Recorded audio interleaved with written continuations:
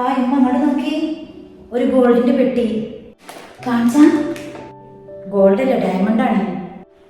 ഇജത് തുറന്നു നോക്ക് വേണേ, എന്താന്നറിയാലോ. തുറന്നു നോക്ക്. ഹായ്, ഡയമണ്ടിന്റെ റിങ്. ആ ആ ആ അത് കൊള്ളാലോ. കാണിച്ച. ആടി, എങ്ങനെയായാലും കാപ്പാവുണ്ടാവും അല്ലേ? ഗോൾഡ് കാപ്പവനെ ഉണ്ടാവുള്ളൂ. പക്ഷേ അതിന്റെ സ്റ്റോൺ നോക്കി, ഡയമണ്ട് ആണ്. ഡയമണ്ടിനെ സ്വർണത്തിനേക്കാൾ നല്ല വിലയാണ്. അത് ആർക്കായിരിക്കുമ്മ?